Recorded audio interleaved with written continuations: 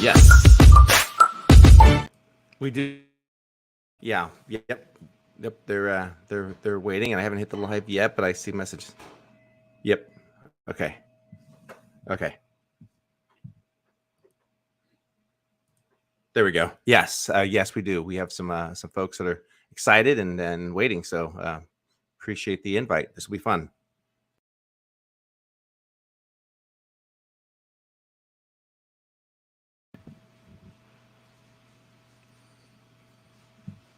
Perfect.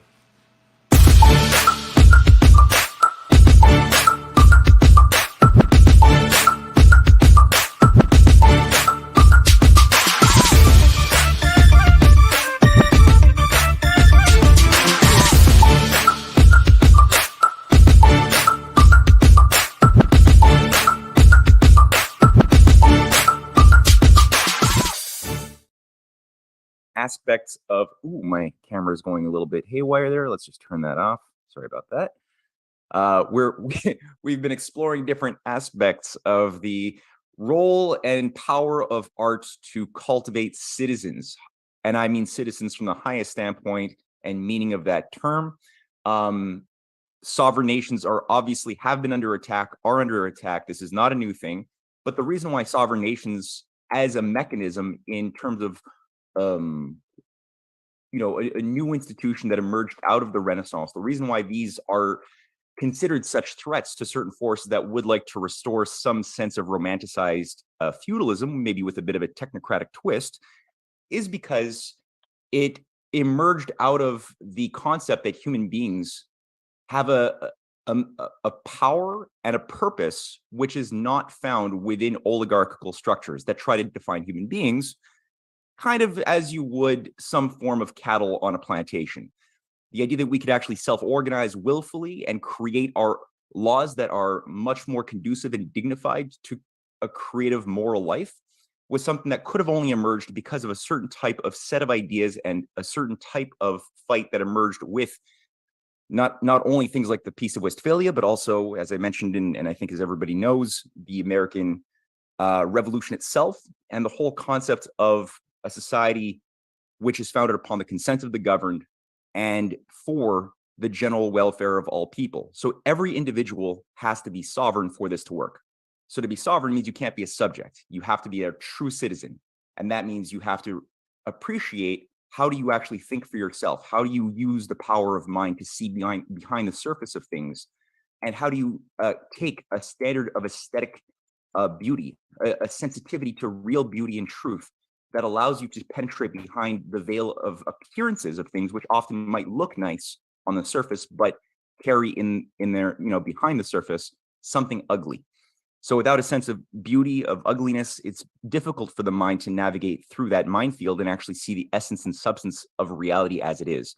Hence, art, literature, music, and the battlegrounds that culture has played. So we've been looking at different aspects of this for the past several years of these symposiums, but really the last several weeks of this particular one. So Dr. Quan Le, I think everybody knows, has watched at least one of his past presentations. They know that Quan is somebody who has thought deeply about matters of history, philosophy, politics, culture, and has a lot to say, or actually doesn't always have a lot to say, but when he does speak, it resonates. And I think we're going to have a lively conversation today. There's going to be a lot of new ideas. I'm looking forward to learning some new things. And as usual, when after the opening remarks, when people have any thought, they would like to share a question for Dr. Le, just put your name in the chat box and I'll call upon you on cue. Quan, it's all yours. Thanks, Matt. And once again, thank you to everyone for coming tonight. So, as usual, I repeat the title of my presentation, Ode to the Orange Tree and the Night Banquet, meaning those are the two metaphors for the aristocratic man's souls and the plutocratic man's intellect.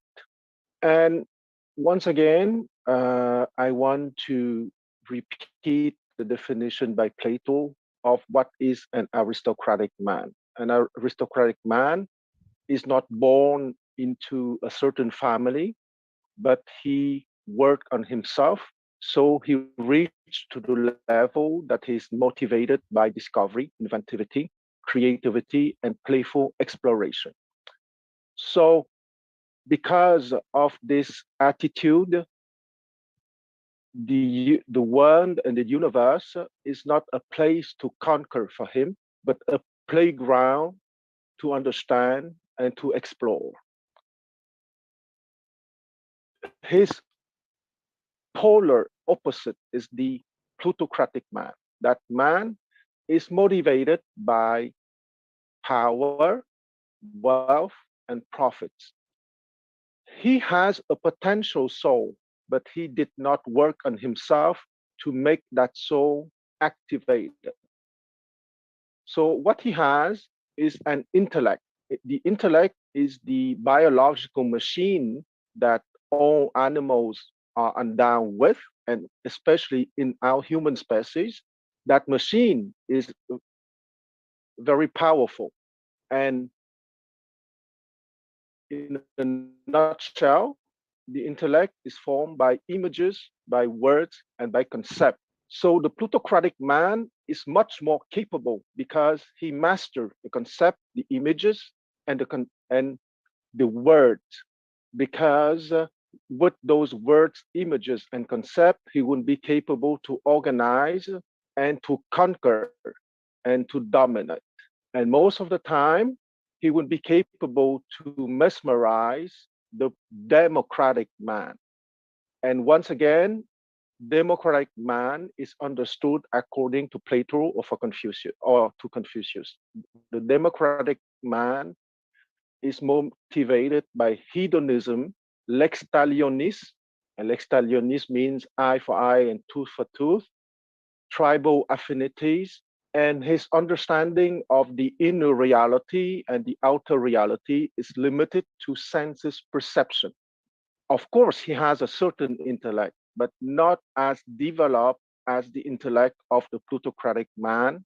Hence, he's a good follower of the plutocratic man and is very easily manipulated by the plutocratic man through the two typical tools, bread and circuses, or to be more precise, bread and circus on one side and punishment on the other side. So today I would like to talk about a famous poem in the Chinese world called The Ode to the Orange Tree, which has been written by Qu Yuan. Qu is written by the Pinyin transliteration system as QU, but for English speaking people, you can imagine Qu as CHU with an umlaut, a diaresis, okay, two dots on the U. Qu, that's his family name, and Yuan, Y-U-A-N.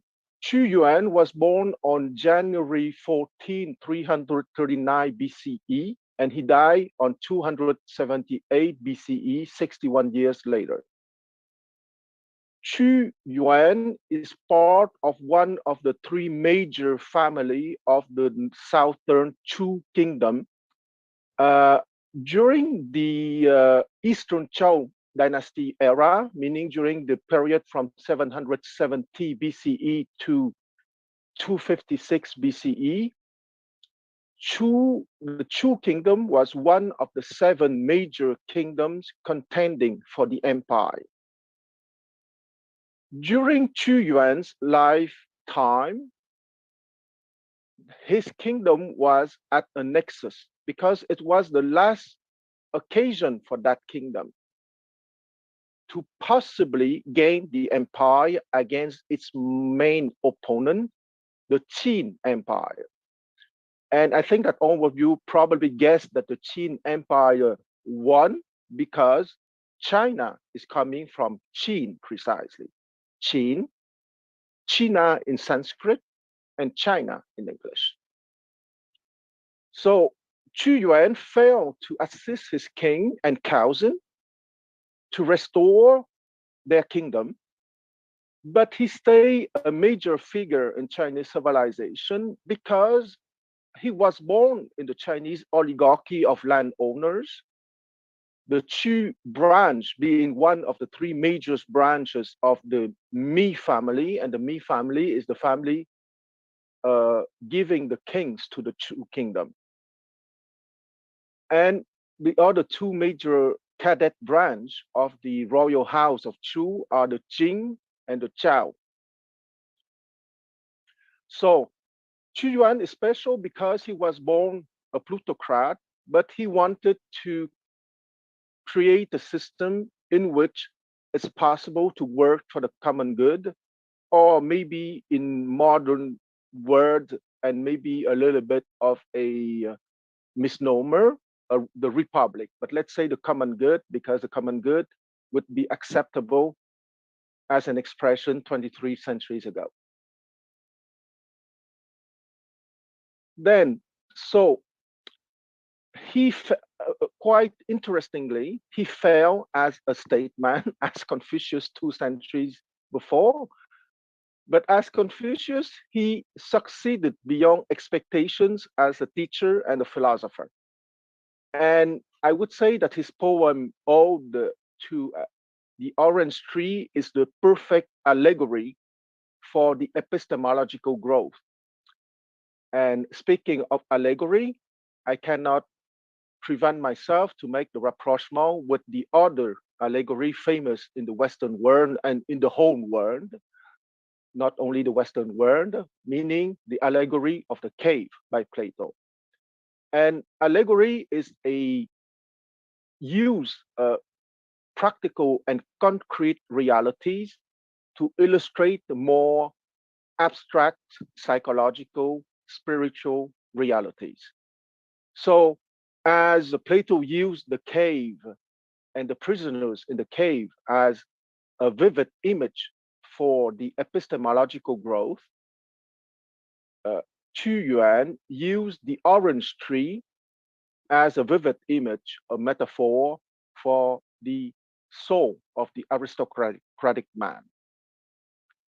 And before going further, I would like to read two lines from Qu Yuan.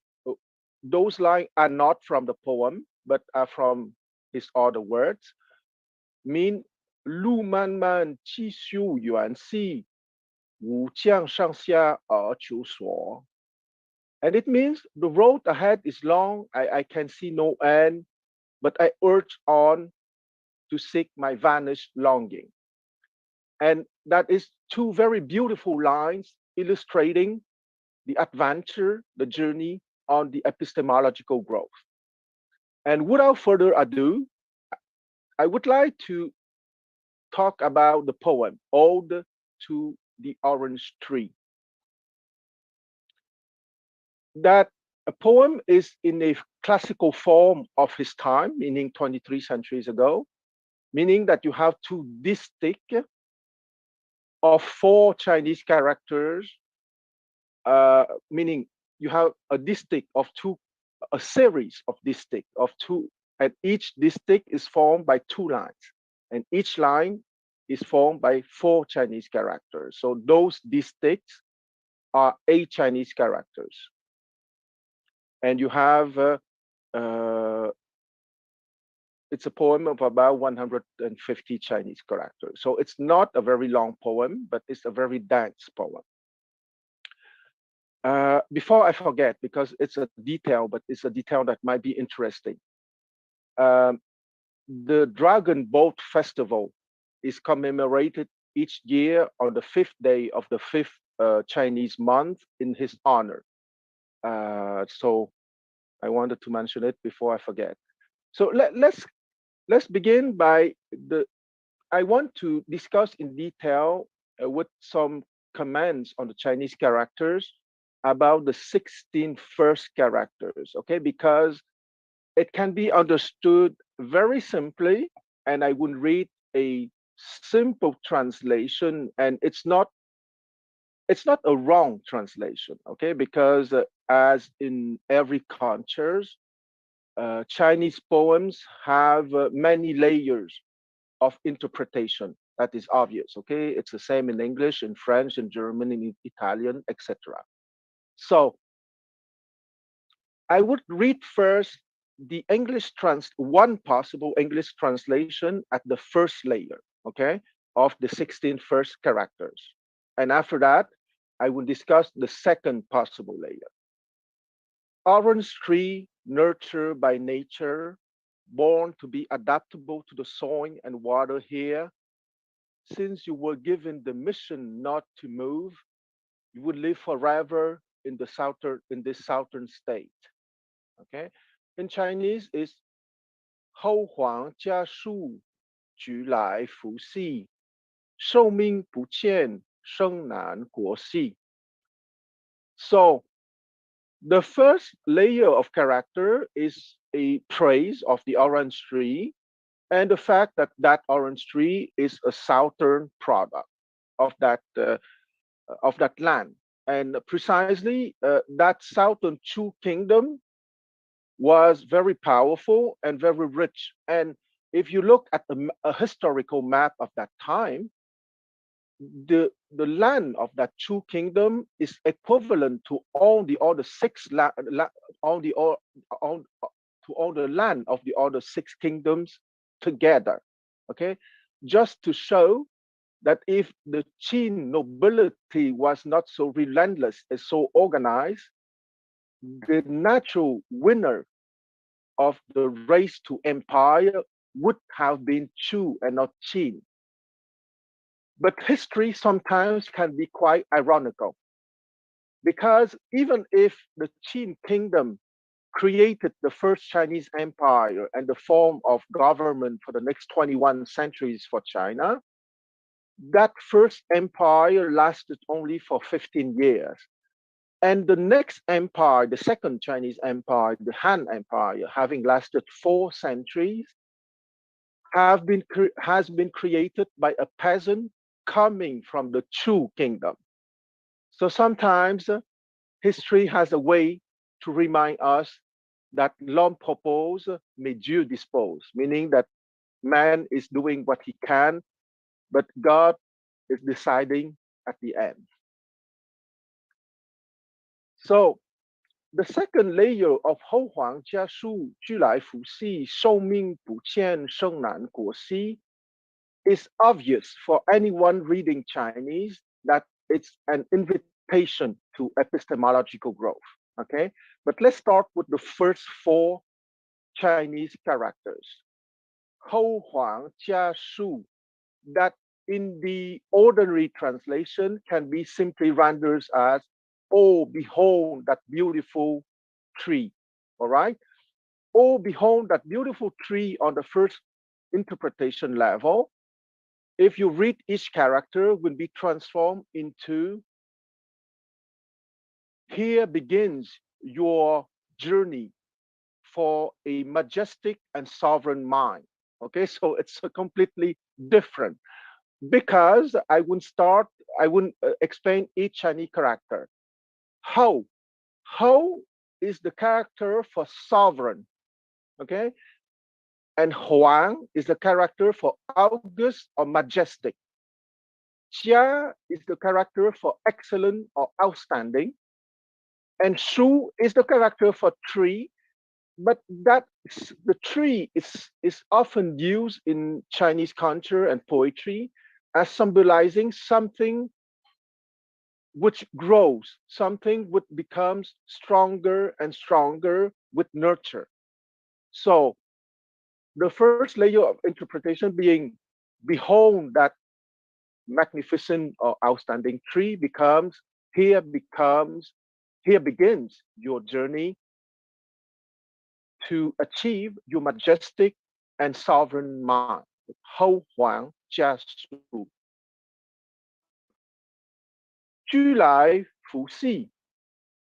Here is the blossoming orange tree, or here is the beginning of the blossoming of your sovereign mind. 寿命不见.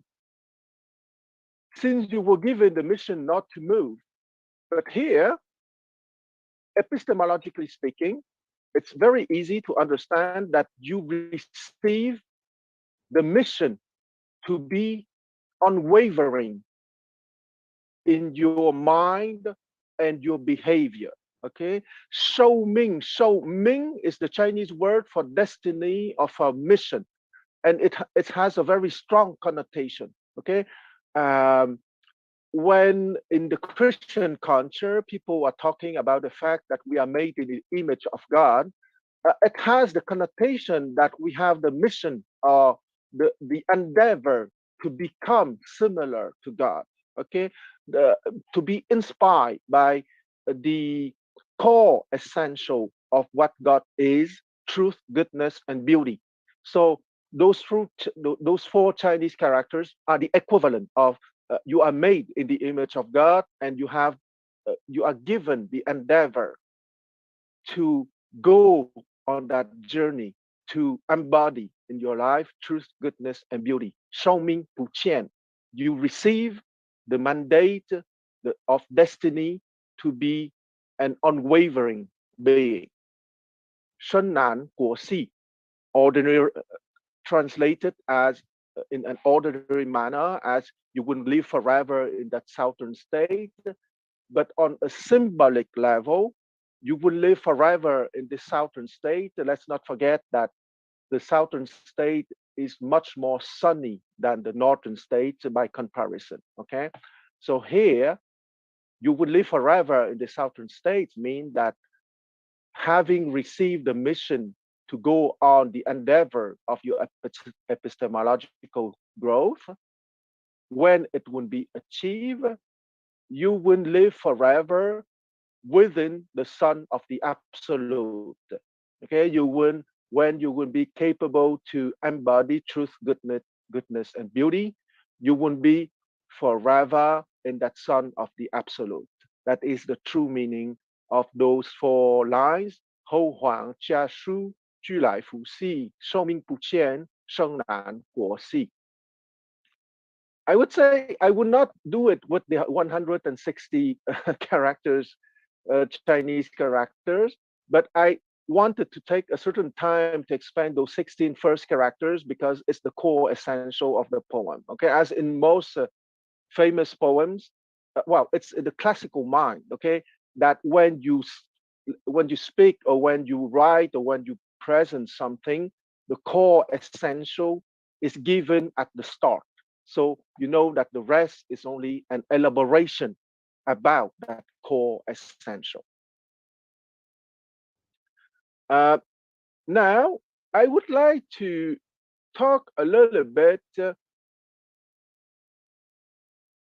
about the context. Okay, the bigger historical context. Once again, I remind that Chu Yuan was born in 339 BCE, and he died in 278 BCE. Okay, so the first Chinese empire was created in 221 BCE. So it's the generation just before the two generation just before the creation of the first Chinese empire. The Zhou royal house truly ruled China from 1046 BCE to 770 BCE. They ruled over a land of about 1.2, 1.3 million square kilometers during those almost 3 centuries. In 770 BCE, they were no more capable under the onslaught of some unhappy feudal lords and northwestern tribes. They lost the western capital city in 770 BCE. And from between 770 BCE to 256 BCE is the era called the Eastern Zhou dynasty, during which that royal house still exists, but they were not truly kings, but only control models and political arbiters. The 1.2 million square kilometers was shattered into about 100 principalities. Some of them were quite big. Some of them were maybe just a city-state surrounded by its countryside. At the time of Qu Yuan, in the 3rd century BCE, those 100 and so principalities became just 7 major kingdoms in competition for creating the first empire. Because at his time, everyone knew that the situation of the 7 contending kingdoms would not last for very long. And it's only a question of 2 or 3 generations at the most that the empire would be created. A lot of philosophical schools and strategic schools were created at the time in order to make that idea of empire a reality. The fact that if I exclude the minor dynasties, I would say that China is the attempt for 10 times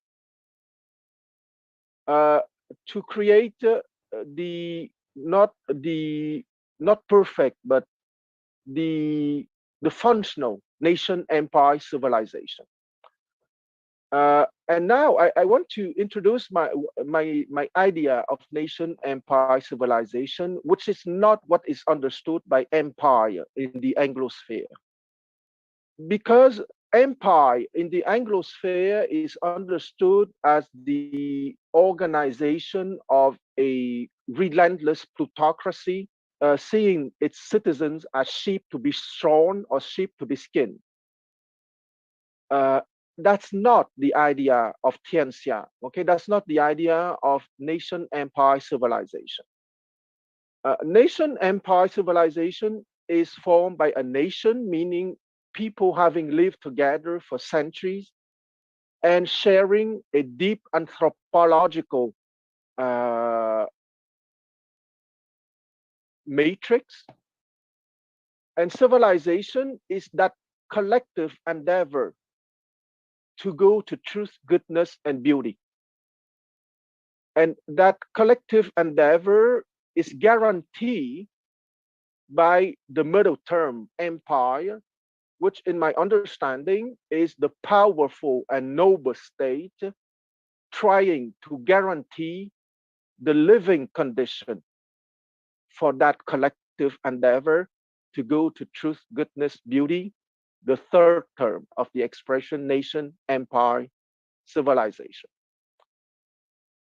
And my contention, my pretension is that China is one of the many empires, nation empire civilization, because China is not the only one, but China is one of the major nation empire civilization having its adventure begun 4,000 years ago. And the CPC, the Chinese Communist Party, or what I prefer to say, the CCP, and it's not my invention, but the invention of Professor Kishore Mahbubani, a international relations professor from Singapore. The CCP is rather the Chinese Civilization Party. Keeping on that 4 millennia long adventure of the Chinese nation empire civilization. And in the 3rd century BCE, we were at a nexus of the adventure of that nation empire civilization because many candidates, 7 candidates were on the line. I would say that among those 7 candidates, 3 were the most promising: the Chu kingdom, the Qin kingdom, and the Wei kingdom during the 4th century BCE. But destiny and the decisions of epistemologically advanced man made the Qin kingdom win the prize of empire, or to be precise, of nation empire civilization in 221 BCE. At that time, you have many possible results, but what happened but having its final result in 221 BCE. I return to the poems. To make the poem better understood, I would like to remind the Platonic epistemological map, okay? Because my subject is about Chu Yuan. I have three subjects in my presentation this afternoon. Chu Yuan poem, metaphor for the soul of the aristocratic man, the Chinese nation empire civilization, but first and foremost, as in most of my presentation anyway, the epistemological growth. And I always go back to the Platonic map because I think it's the best map that I can present to Westerners. And once again, the Platonic map is directly from this chapter 7 of the Republic, the allegory of the cave, or the whole 10 chapters of the Republic, or also a very specific trilogy in his 40s and some dialogues. I think that Plato wrote about 40 dialogues. I did not count precisely. But among his 40 dialogues, you have outside of the Republic, a trilogy of dialogues, 3 dialogues, which focus more precisely on the epistemological development or the creation of the aristocratic man. And those 3 are probably many of you already know are the Theaetetus, written in 469 BCE, if I remember. Plato wrote the Republic when he was 52 years old. In 375 BCE, and he wrote the Theaetetus in 369 BCE when he was 58. And the next 2, he wrote them later on when he was in his 60s, the Sophist and the Statesman. Okay, so the Theaetetus, the Sophist, and the Statesman is the trilogy focusing on the creation of the aristocratic man, or on the development of chapter 7 of the Republic, if you want. And it's normal that he had written them after the Republic. It's the logical procedure. So I remind that either in the trilogy or in the chapter 7 of the Republic, Plato divided the epistemological growth in 6 steps or stages. I know that I already talk about that often, but since it's a major topic, please bear with me. I will repeat it again, okay? So I will first use English words for those stages, okay? So 1 would be vitality, 2 would be intellect, 3 would be psyche. The psyche is the inchoate soul, and that is the animal kingdom or the animal mind living in time. 4, 5, 6 is the divine mind being in timelessness. So 4 is the soul, corresponding to the timeless form of beauty. 5 is the cosmos, not the outer cosmos, but our inner cosmos, meaning corresponding to the timeless form of goodness. And 6 is the timeless, is the self, corresponding to the timeless form of truth. And 4, 5, 6 form the divine or the timeless dimension. And as I wrote in my summary for this presentation, the human fate is a tragic one, because we have the privilege to be the only animal species on Earth in which time and timelessness coexist. And if we are not, and if on an individual level or collective level, we cannot manage to make the timeless dimension, meaning the divine dimension of truth, goodness, and beauty, be at the driver's seat, the consequence for us human being without truth, goodness, and beauty at the driver's seat is either madness if we are in a powerful family, or despair if we are not in a powerful family. So the endeavor or the invitation to the epistemological growth is not an option. It's not invitation is a nice word, because invitation you can't refuse an invitation, of course. But I would say it's an invitation, but it's much more than an invitation. It's an obligation if you don't want to become mad or desperate. So since no one wished to be mad or desperate, it's not an obligation, and it's not an invitation, it's an obligation, or maybe a nice word would be it's an endeavor to be achieved. I want to, before going back to Chu Yuan poem, I want to repeat again the Greek words from Plato. Vitality for him is the senses perception, okay?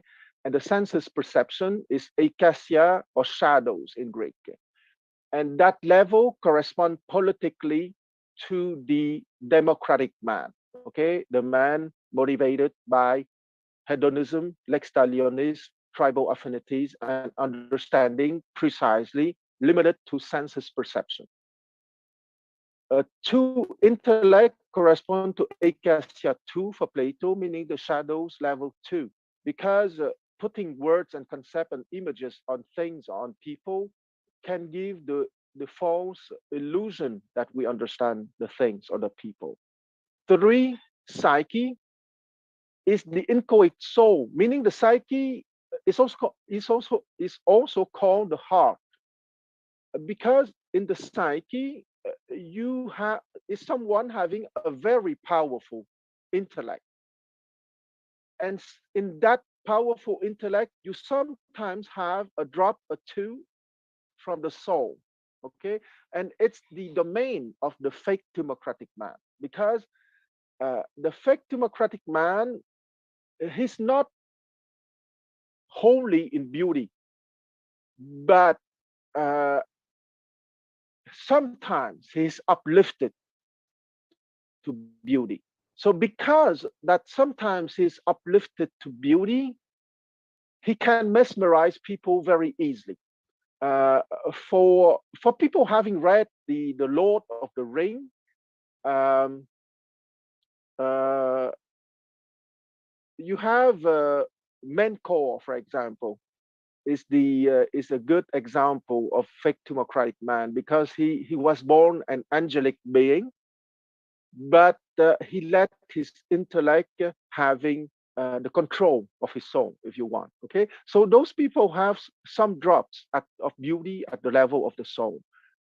So that's why they can appear very powerful, because they are not only in the animal kingdom. They have something of the divine kingdom. That's why they manage to mesmerize people.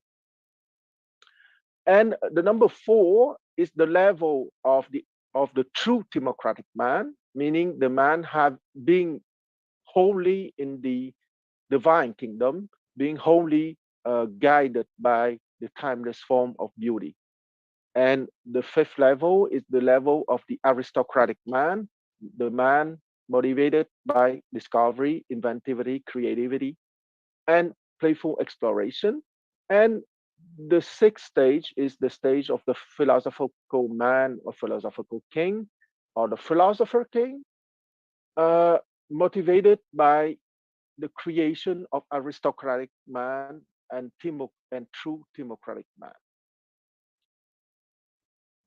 And now I truly come back to the English translation of the next lines of Chu Yuan's poem, Ode to the Orange Tree. So deeply rooted, so nowhere else you could be driven. Okay, so we can understand epistemologically quite easily that line, so deeply rooted in truth, goodness, and beauty. So nowhere else could you be driven. You're constantly firm in your determination. Of course, that's a natural consequence. You leaves green and flowers clean. So delightful is the glorious profusion, even though between layers of leaves there are thorns. The fruits are so beautiful and round, the green and yellow ones in fine contrast. Such color looks like rosy cloud. Your outer color distinct, you're purely white inside, meaning the purity of the divine kingdom. Okay, there's only one color, the color of pure white light of truth, goodness, and beauty. You are just a like a gentleman who can be entrusted with a big task. Okay, precisely. The axial epistemological triangle is something which is um, integrated. Okay, the epistemological growth is not only for fun. Well, it's for fun, of course, because it's the playful exploration attitude, but it has also the goal to come back to the cave. Because if once again you remember the allegory of the cave, once the gentleman went to the sun of the absolute, he doesn't just stay there, he would come back to the cave. So here is, you are just like a gentleman who can be entrusted with a big task. Okay, it's Chu Yuan equivalent of Plato's invitation to the gentleman having seen the sun of the absolute to come back to the cave. You refused. So I repeat the last two lines. You outer color distinct. You're purely white inside. You are just like a gentleman who can be entrusted with a big task. Being natural and unrestrained, your beauty is refined. I admire you, orange tree in southern state. And once again, orange tree here is for the aristocratic man. So I admire you, you aristocratic man. In southern state, once again, a sunny state, means the sun of the absolute. I admire you, aristocratic man, living with your heart centered in the sun of the absolute. You refuse to move away. You're independent. Such strong will is pleasing and pleasant. So deeply rooted to nowhere else you could be driven. You're no loss. Your mind is so broadly open. You're sober and remote from dirt. Never yield to vulgarity, even though you're free in action. Okay, you're no loss. Your mind is so broadly open. Let's not forget that timelessness can be defined as truth, goodness, and beauty. And time, precisely, is defined by unawareness, greed or loss, anger, jealousy, and arrogance. So you have no loss. Your mind is so broadly open. Once again, means that he is rooted in the Son of the Absolute. Because let's not forget that Christian classical theology would make the distinction between lust for knowledge and aspiration for knowledge. Okay, when you aspire for knowledge is to understand with a playful as a playful exploration attitude and the idea of sharing. And when you lust for knowledge, which is more in the time and not in timelessness, you would want that knowledge in order to be powerful and to lord upon other people. So that is the very fundamental distinction. And once again, that is the difference, the opposition between the aristocratic man, soul, symbolized here in Chu Yuan poem by the orange tree, and the plutocratic man, intellect. And I remind everyone that intellect is the second stage of the epistemological growth according to Plato's map and Confucius' map too, but he used other words. So deeply rooted to nowhere else you could be driven. You have no loss. Your mind is so broadly open. You're sober and remote from dirt, never yield to vulgarity, even though you're free in action. You're so prudent, keeping your heart clean. You committed no mistakes, no sin. Your unselfish values can be matched with the earth and heaven. And here can be matched with the earth and heaven is when the two dimensions are reconciled, okay? Because there's nothing wrong with the animals.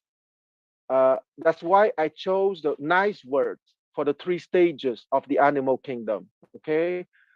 Vitality, there's nothing wrong with vitality. Intellect, there's nothing wrong with intellect, is the biological machine for concepts and images, and psyche.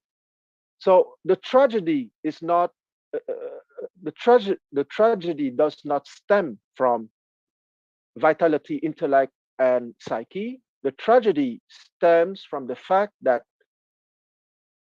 vitality, intellect, and psyche is not driven by truth, goodness, and beauty.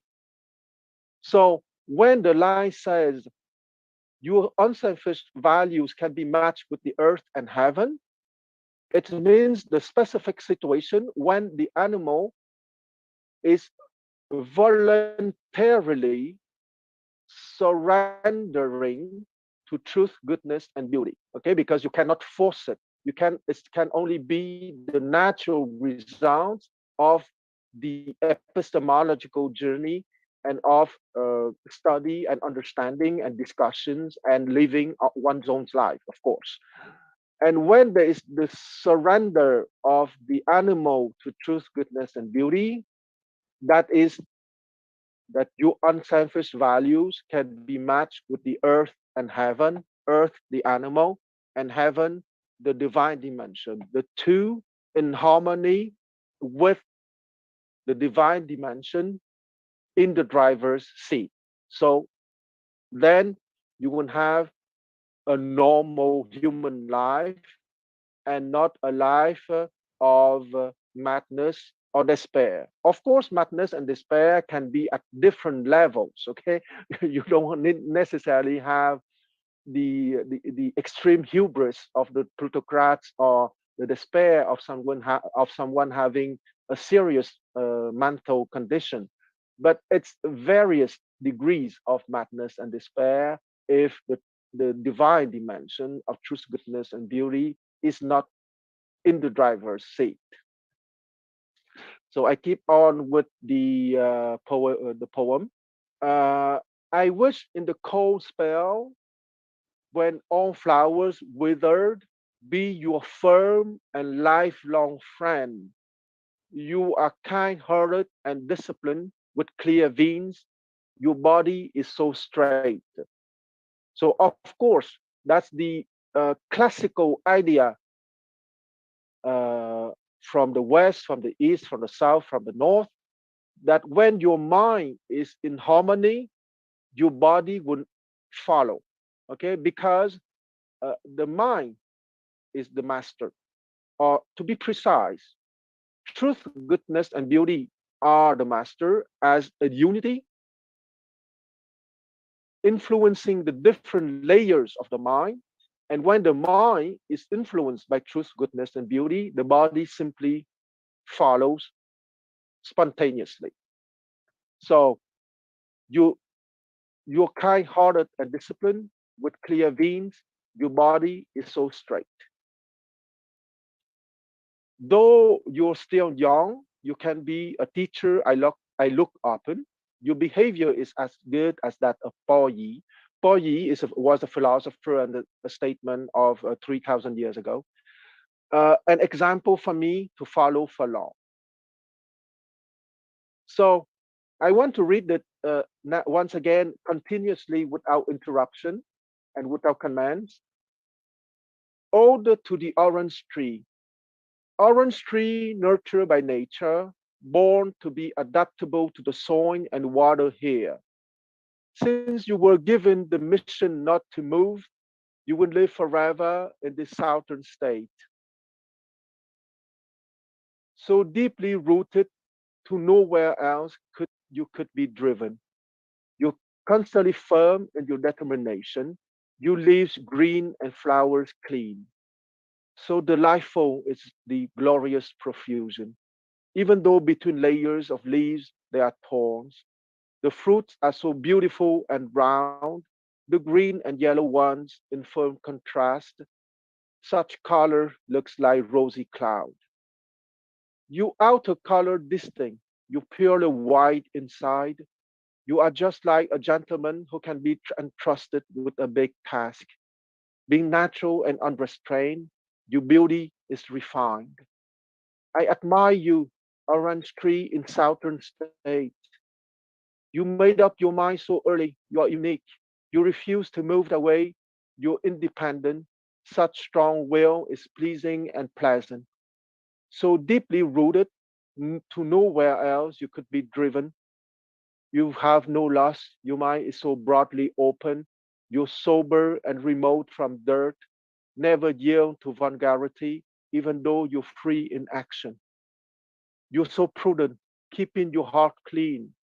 You committed no mistakes, no sin. Your unselfish values can be matched with the earth and heaven. I wish in the cold spell when all flowers withered, be you firm and lifelong friend. You're kind hearted and disciplined. With clear veins, your body is so straight. Though you're still young, you can be a teacher I look up to. Your behavior is good as that of Paul Yi, an example for me to follow for long. So that's the short but very dense poem by Chu Yuan, a philosopher, a poet, a statesman of the 3rd century BCE, having lived in the southern Chu kingdom during a very momentous, pivotal moment of the Chinese civilization or the Chinese nation empire civilization. I would say that I think that I don't have to convince any one of you that we are living a very momentous moment nowadays, not only in China, but on the whole planet, because we are also living a moment of contention for empire. But do we want that empire to be the empire of a relentless plutocracy skinning people or the nation empire civilization? Many nations empire civilization, because as I said that 15 minutes ago, China is not the only empire civilization on earth.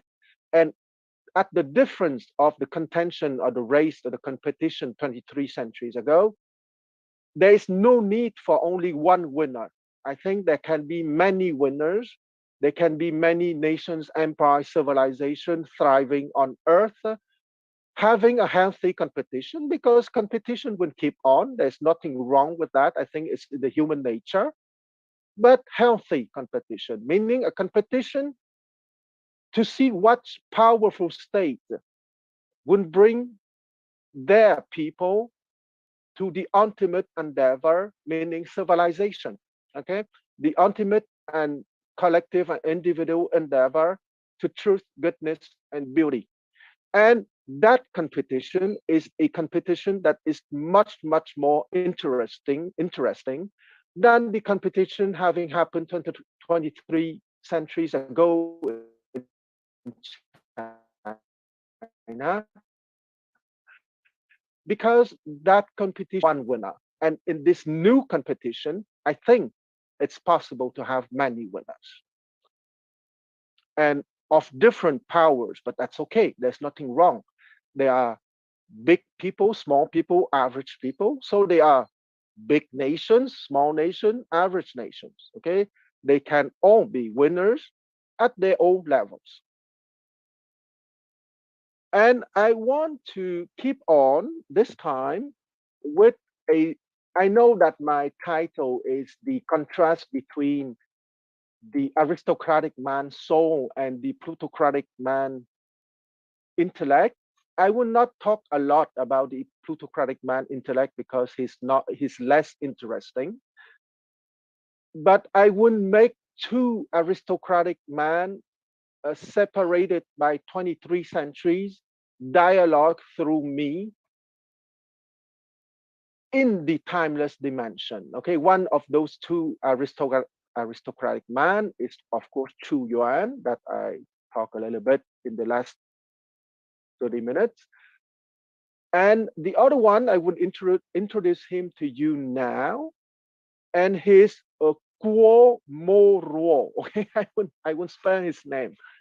His family name is Guo, G-U-O. Okay, but G in the Pinyin transliteration system is pronounced like a K in English. Okay, so it's Guo. Imagine K-U-O, Guo. That is his family name. Mo Ruo is his given name, M-O-R-U-O. And that Kwomoro was born at the end of the 19th century. I think it was in 1894, and he died in the 1990s. But I will give you the exact stuff because I want to read a short biography of Kwomoro. He was born in 1892, to be exact. And he died at the end of the 20th century. Komoro, born in 1892, is a Chinese poet, historian, political activist, and lighter in the international peace movement.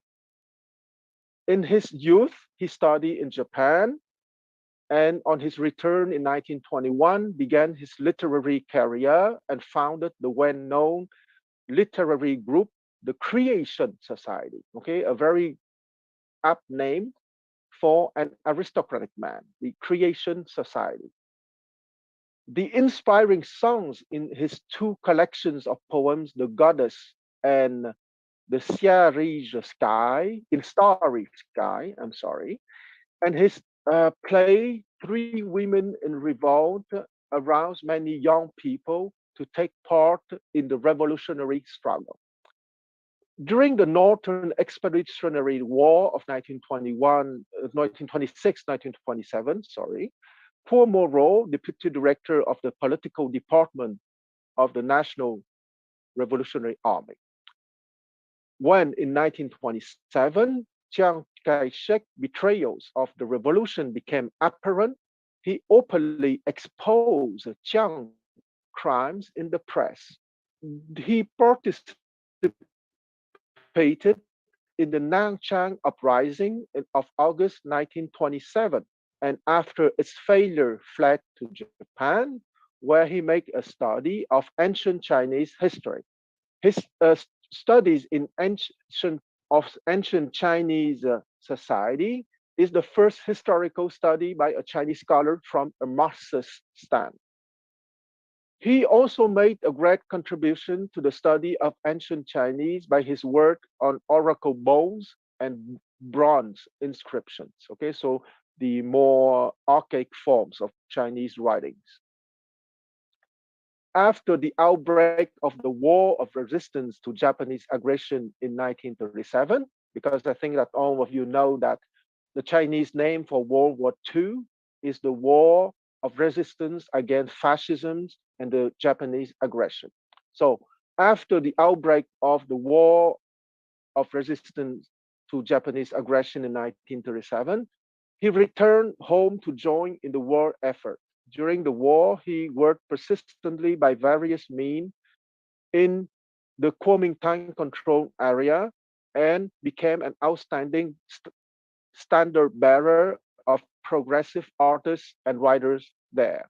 His historical play, Chu Yuan, precisely, he wrote on Chu Yuan, written in 1942, gave forceful expression to the wrath of the people in the Kuomintang controlled territory at that time. The the play was an important, the production of the play was an important political event. Cuomo wrote many literary and political writings, and the stirring speeches he made at various meetings during and after the war won him the love of the people and the hate of the Kuomintang reactionaries.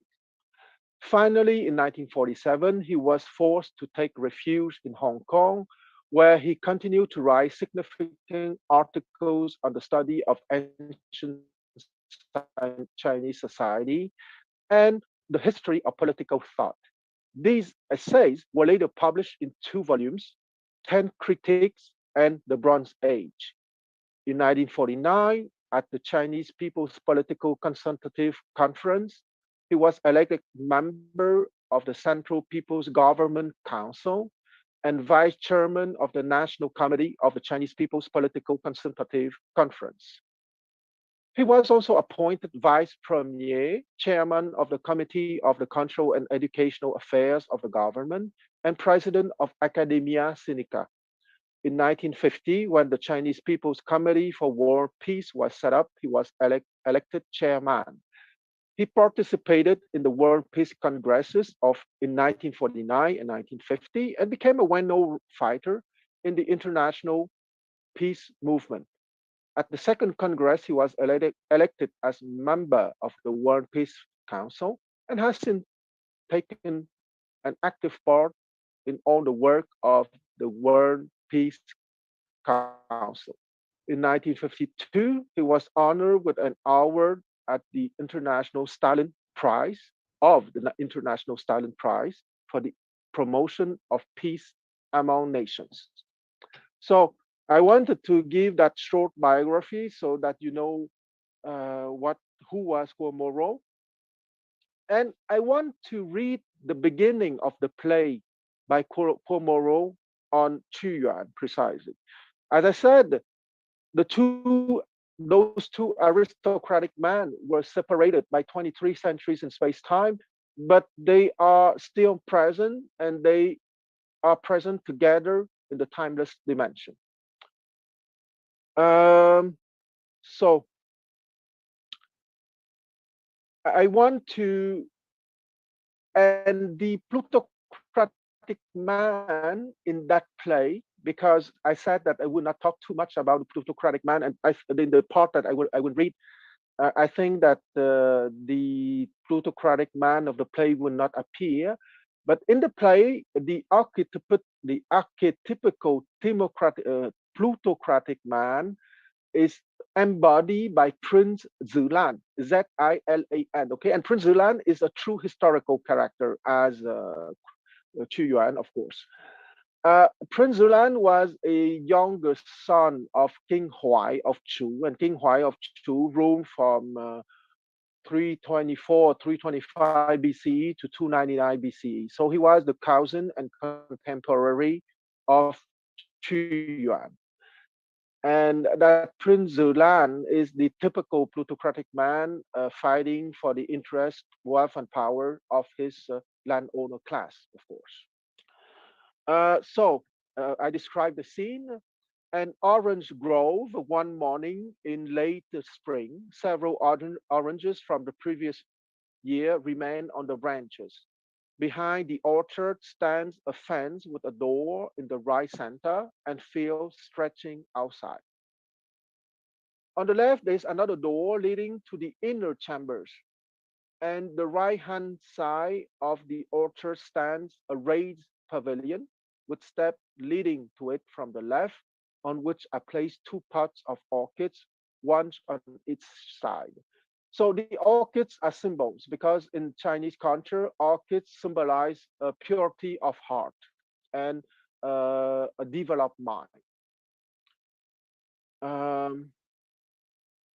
And let's not forget that it's very difficult to cultivate orchids. Okay, so it's also a symbol of the not easy epistemological growth. So you have to be very unwavering in your intention to go on that endeavor of epistemological growth. So the very strong symbol of orchids. At the foot of the steps lies a bamboo room. In addition to the orange trees in the orchard, you have some people. The bamboo too is a symbol, okay? Because the bamboo is a vegetal that would bend but not break, okay? So in Chinese culture, the bamboo also is a symbol for the gentleman capable to retreat but not losing his nature by retreating if needed. So here I would like to read another English translation by Gladys and Xian Yang. Gladys and Xian Yang are wife and husband. They live in the 20th century, and they're famous for having translated a lot of Chinese literature into English. And I will read the English translation of the poem by the two spouses. So you have to imagine Chu Yuan reading the poem. Here the orange tree is found, shedding beauty all around, living in the southern grove. From its late, it will not move, for at its root lie fast and deep, so its purpose it will keep. With green leaves and blossoms white, it brings beauty and delight. Yet foliage and sharp thorns abound. The fruit is so ripe and brown. Golden clusters, cluster green, glimmer with a lovely sheen, while all within is pure and clear like heart of a philosopher. Grace and splendor here are one. Beauty all and blemish none. So I will read some transitional lines, and you would have a dialogue between Chu Yuan and one of his students, Song Yu. And Song Yu also is a historical character, of course. Song is written S-O-N-G, his family name, and Yu, Y-U, his given name. So having read to this point, he pauses and puts the writing on his knees, then takes up the orange and folds it with his hand, closing his eyes in reflection. Then he opens his eyes again and casually split the orange into two, not intending to eat it, but simply to amuse himself. At this point, Sun Yu enters from the outer door, carrying a small brown dog. He's about 20, wearing a small jacket and with two tufts of hair on his head. So Song Yu, having seen Chu Yuan, sir, you have come out?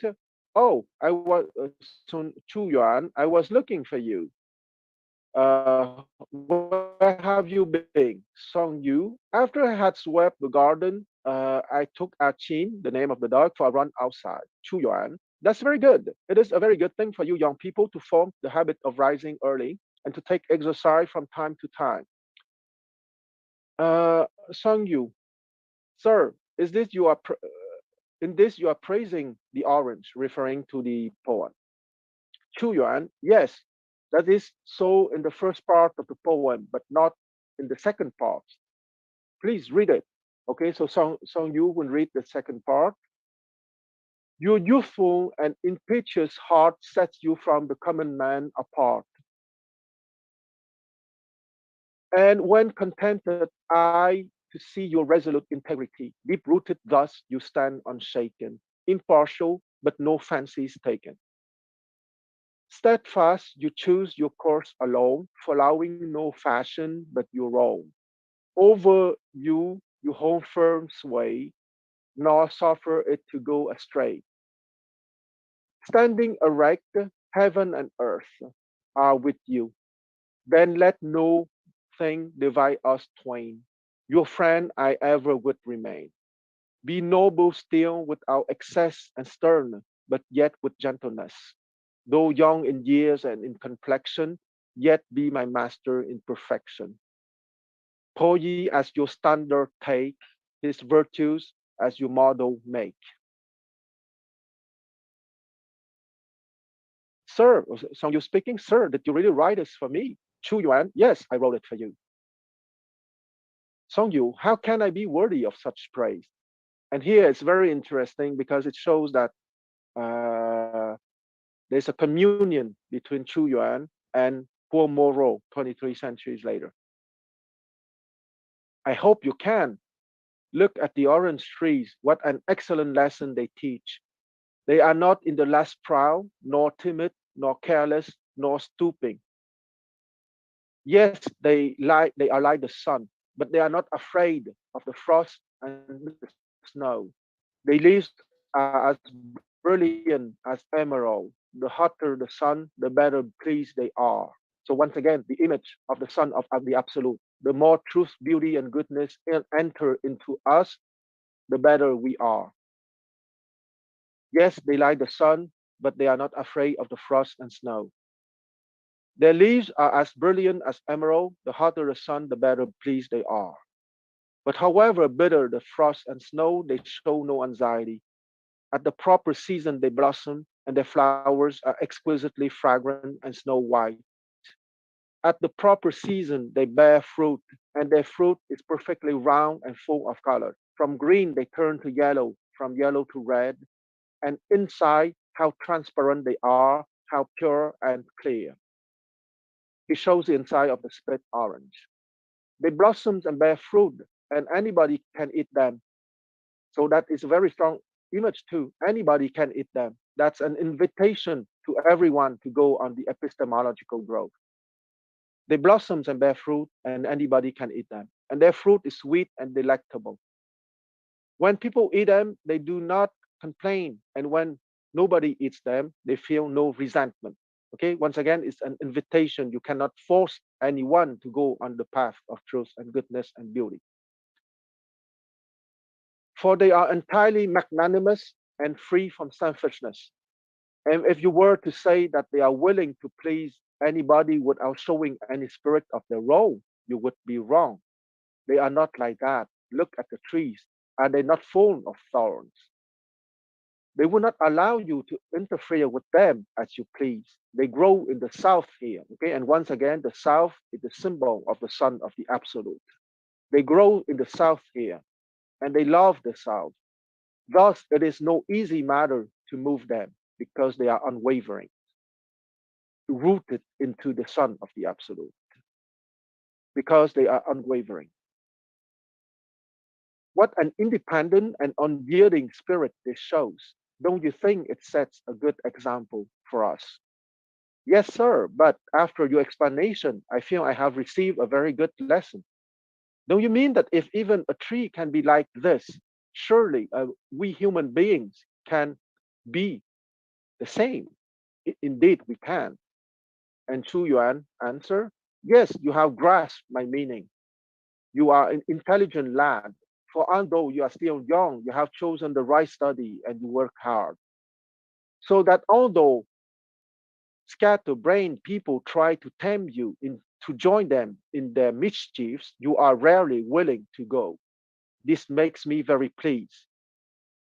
So I hope you will be able to be like this orange tree, independent, impartial, stern, and unyielding. You must be humble, free from vain desires, unyielding, and unaffected by popular tendencies. You must show more determination and cherish a pure, upright, and unselfish heart. Then you can avoid great faults and take a stand as a true man between heaven and earth. If you attain this, I would like to remain your friend forever, regardless of our difference in age. If you can attain this, even though you are still young, you can be the teacher of ordinary people. However, you must not be over proud, but stern with gentleness. When you reach the crossroads of your life, you must not stoop at all, nor yield to temptation. You must imitate that great man of old, Po Yi, who starved himself to death on the Shaoyang mountain, for better starve to death rather than lose your integrity. Do you understand me? Song Yu answers, I understand very well. My wish is to imitate you, sir. with all my heart and mind. I want to learn your wisdom and knowledge, and I want to learn your attitude towards life. Only your character is so lofty that I shall never be able to be like you. Chu Yuan answered, you must not think too highly of me, nor too poorly of yourself. This is the most important. I am actually a very ordinary person, but I think all people at birth are equally ordinary. If one wants to be exceptional, that must depend upon one's own efforts. We ought to take higher models, and the best thing is to take as our model a successful figure in history.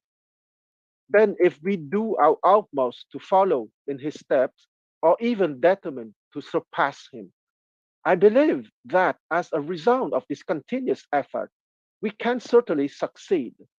There is a scholar in the north called Yen Yuan, a favorite disciple of Confucius, who recently said something which I consider quite significant. He said, what was Shun? Shun was a legendary emperor um, 35 centuries ago, a model of virtue. What was Shun? Just a man. What am I? Also, not 35 centuries ago, rather uh, 43 centuries ago. My apologies. What am I? Also a man, one who sets his mind on it can achieve it. This is indeed an excellent lesson. We know that King Shun was a remarkable person, but what was he? Was he not a man? And what am I? Am I not a man? If he could achieve this much, why can't we? It is possible. It is possible. Everything depends upon man's action. Even water can wear out rocks. Even a rope can wear out wood. Everything depends on one's own effort, upon one's own unceasing behavior. So I stop here the reading of the play, and I want to make a a comment on the major epistemological manual of the Confucian school, or the Rujia, the school of the scholar that the Westerner call Confucianism. Uh, I want to remind that the core classics of the Rujia, or the school of the scholars, are the book of documents, the book of poetry, the Yi Ching, the book of chain, the Chun Chu, which is a philosophical historical interpretation of the chronicle, the historical chronicle of the Lu Principality, and the three books on the rituals. But that is more what I would call the control aspect of the classics. Okay, the epistemological dimension is on the four books. Okay, the so-called four books. And those four books are the Analects, the selected sayings by Confucius, the Mencius, and the Mencius was a philosopher of the Confucian school who was born in 372 BCE and he died in 289 BCE. And once again, I remind that Confucius was born in 551 BCE and he died in 479 BCE.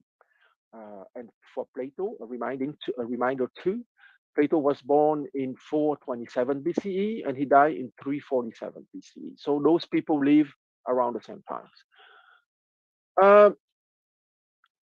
And so the four books, the Analects, the Mencius, the Ta Sui, the Great Learning, and the Chong Yong, the Doctrine of the Mean. Okay, and those four books are about epistemology. Okay, and the other five books, the books of poetry, of documents, the three on rituals, the Chun Chu, the historical philosophical interpretation of the Lu Principality, and the Yi Ching. So the control historical aspect, meaning the control legacy of the Zhou royal house, the five classic Wu Jing, and the Su Shu, the four books, uh, are as important, if not more important, because that is truly more universal. Okay, the four classic, which is the control legacy of the Zhou royal house, is important for the Chinese people, of course, because that's the root of their culture, of their nation, empire, civilization. Okay, but it's not as important for the rest of the world. It's not as universal as the four books. Okay, the four books is truly universal because it's about epistemology. It has been expressed with the Chinese lexicon, of course. But since it's about epistemology, the four books is universal because it can be used for anyone on earth. And because they're important, I repeat their name: the Analects, the Mencius, the Tasue, the Great Learning, and the Chongyong, the Doctrine of the Mean. And I want to talk a little bit about the Tasue and the Great Learning because the Tasue is truly the core epistemological manual, which is the more technical, in quotation mark, equivalent of the poem Ode to the Orange Tree by Chu Yuan. Okay, in the um, Tasue, the Great Learning, and it has been written by a direct disciple of Confucius called Master Zeng. Zeng is written Zeng, that's his family name, and his given name is Sheng, Sheng. So Zeng Zi, Zi meaning master, so Master Zeng. He was born in 505 BCE and he died in 435 BCE. So when Confucius died in 479 BCE, he was a young man of 26 years old, but he was a very brilliant and deep young man. And so it's not a surprise that he wrote the core epistemological manual of the Confucian school. So I want to take 5 minutes to talk about the core of that epistemological manual. The core is called the three guidelines and the 8 stages. Okay, let's start with the three guidelines because those are the three principles. The first guideline is you have to make your inner pearl, your inner nature bright. That's the first guideline. The second guideline is you have to renew people. And I will explain I will explain it now. You have to renew people in the sense that if you remember, I said that time can be defined as unawareness, anger, greed or lust, jealousy, and arrogance. And those emotions, most of the time, if not always, are nurtured because of what happened to us in the past because of certain unfortunate interactions. Okay. And if we are not on the epistemological path, we will nurture those negative stuff and we will not be renewed in our life because of those uh, persisting resentments, if you want, okay, to say things in the nutshells. So the gentleman, one of his mission, one of his endeavor is to give the tools to people so that to renew them first, and second, that by themselves in an autonomous manner afterwards, they would be capable to renew themselves by themselves because they would have advanced in their epistemological journey, that they would have become themselves aristocratic man, autonomous, with a sovereign mind. So to make your inner quality bright, to renew people, and to accomplish the task of a gentleman. That's the guidelines or the three principles of the Tasue, the Great Learning.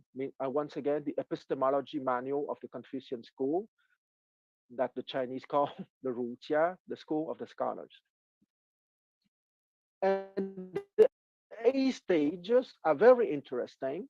And I wouldn't I wouldn't start by the end, okay? Because a stages 1 to 8, I would start by 5, 6, 7, 8. Because stage of 5 is not really a stage, okay? Stage 5 is a label put to summarize stages 1 to 4, okay? In stage 5, it's written cultivate yourself, okay? But cultivate yourself, it doesn't mean anything, but it means something when I want to explain what are 1, 2, 3, and 4, okay? So cultivate yourself is a label for 1, 2, 3, and 4. And when you have the mental power, when you would have the sovereign mind to do that, you would go back to the cave if you use a Plato lexicon, okay? And 6, 7, 8 is your action when you go back into the cave, meaning 6 is to put order in your family, 7 is to assist in the governance of the state, and 8 is to bring peace to the world. Interestingly, in the Chongyong, the order of one of the 4 books on epistemology, when the Chongyong, written by Confucius' grandson Zisi, Zisi, and Zisi was born in 482 BCE, and he died in 402 or 403 BCE. So that Chongyong would only speak about the result, meaning cultivate yourself, put order in your family, assist in the governance of the state, and bring peace to the world. And now I come back to the core essential 1 to 4. Okay, what is to cultivate yourself? Because we're speaking of the 8 stages, and I talk about the stages 5, 6, 7, and 8. Now I will speak about stages 1, 2, 3, 4.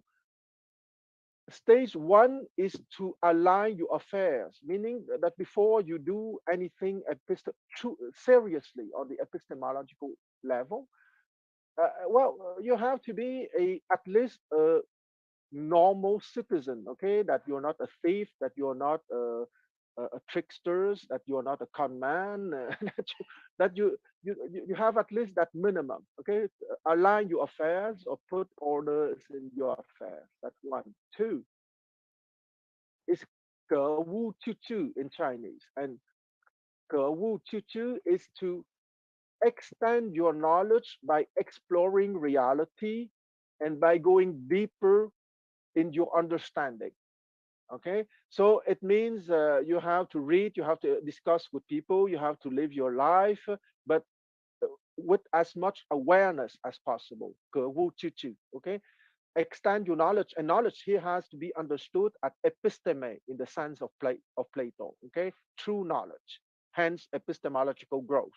Okay, 格物致知, and episteme in Chinese is 知, okay, knowledge or wisdom or true knowledge. So extend your true knowledge, extend your wisdom, extend your epistemological level by exploring reality by different means, discussing, reading, living your life, experimenting, etc. And three is very, very important, even if it's said with words which appear ordinary. Okay. 3 is make your intention sincere. Okay, because it's not enough to extend your knowledge, to explore, and etc. You have to be unwavering. Is your intention truly sincere? Are you motivated by the lust for knowledge, or you are motivated truly by the exploration of knowledge? Okay, I think that Schiller, in his speech on universal history, was making a distinction between the true gentleman and the gentleman, not the gentleman, but the student for bread or the student for knowledge. Okay, so that's the distinction here. Okay, make your intention sincere. Better to be a true self-aware plutocrat than a hypocrite gentleman. Okay, well, a hypocrite gentleman is no gentleman at all, of course. So better to be a true self-aware plutocrat in that sense.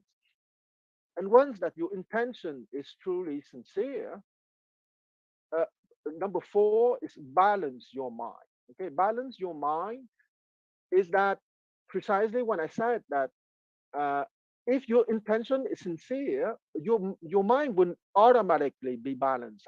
And I will explain why. I said maybe an hour ago that we human beings have received a tragic fate, because if we don't manage to put truth and goodness and beauty at the center or at the driver's seat, the two only possible consequences are either despair or madness. That is an unbalanced mind, okay, to be mad or to be desperate. So if you explore reality with a sincere heart, and if you are truly sincere and not having knowledge for lust of power, but rather for true exploration and yearning for true knowledge and helping people, truth, goodness, and beauty is at the center of your life and of your mind. So automatically, your mind is balanced. Okay, meaning the balanced mind is not mad or desperate. The balanced mind is the mind having truth, goodness, and beauty at its center. And I wouldn't finish my presentation in the next 10 minutes because I want, and you might find a little bit strange that I will want to speak about that, but I think that you will not have uh, too much difficulty to understand why I want to talk about that. And it will take about 15 minutes. I said at the maybe 40 minutes ago that we are also at the crisis, a political crisis of our home world nowadays. But what is interesting is that the race doesn't have to finish with one winner, but with many winners, many nations, empire, civilization. And I want to finish my presentation by a comparison of Rome and China, okay? Because uh, uh, I think that some of you know that Cicero, who was born, I think, somewhere in 102 BCE, and he died in 43 BCE, I think, or if it's not exact, it's around those years.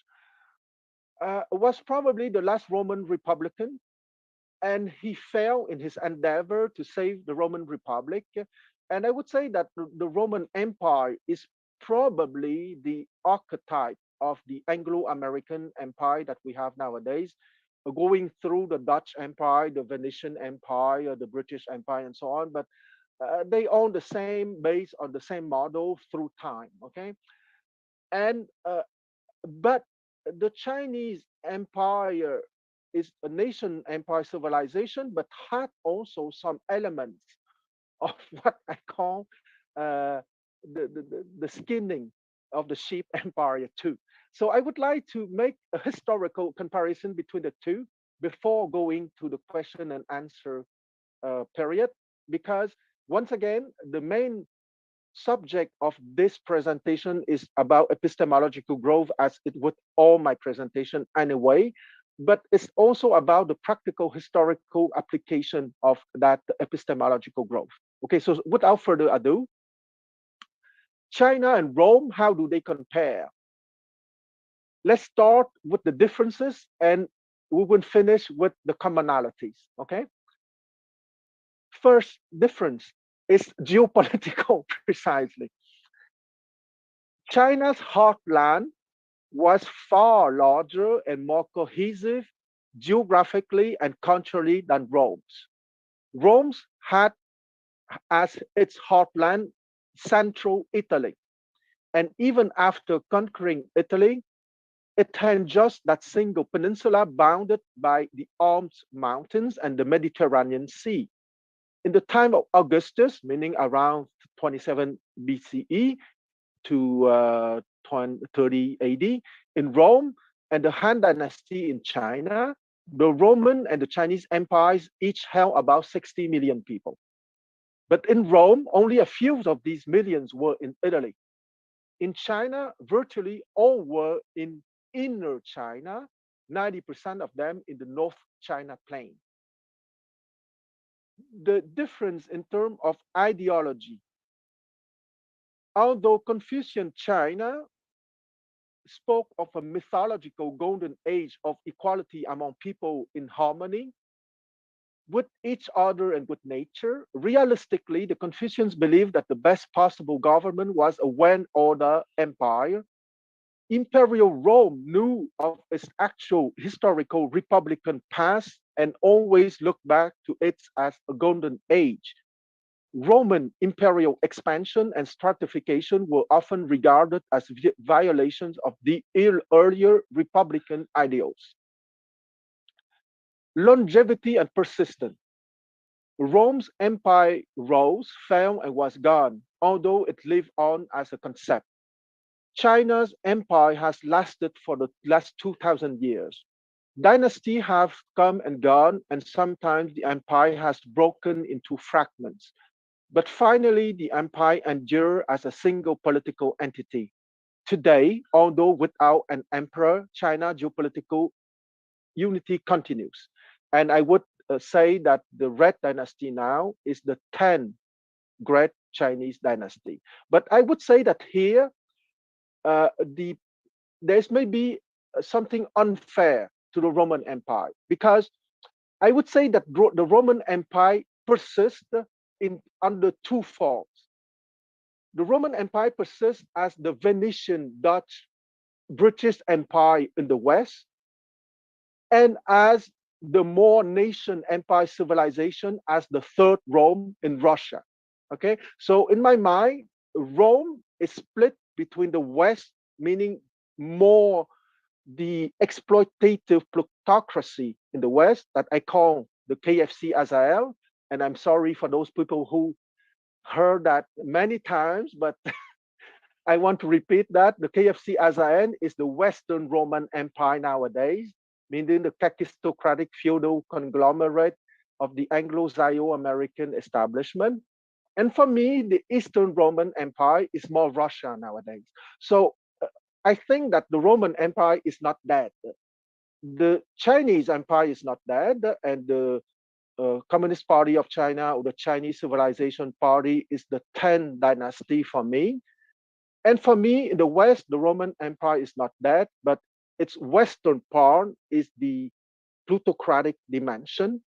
And its Eastern part, with Moscow as the third Rome, is more the nation empire civilization dimension. Okay, so I keep on with my reading. Policy and powers of assimilation. Yes, I would go back to KFC later on, Harinder. It's my favorite subject, so don't worry. Politics and powers of assimilation. As China moved both north and south, it assimilated a great number of the peoples it invaded and conquered. Non-ethnic Chinese were absorbed culturally and biologically. Many of the 95% of today's Chinese population who are called Han are descended from ancestors who were not. The empire was held together by Confucian and Buddhist ideology, supported by the power of the emperor and his armies. Rome's empire was held together by law and backed by military power. Selected non-Romans could gain citizenship under law, but ethnically and culturally, the conquered peoples remained other. Intermarriage with non-citizens was usually forbidden. Rome maintained the cultural distinctions far more than did China. Language policy. The Chinese language unified the Chinese empire across space and through time to today, far more than Latin did the Roman Empire. Chinese was never subordinated to another language and culture, and as Latin was to Greek for many years and in many regions. Nor did Chinese compete with regional languages as Latin ultimately did.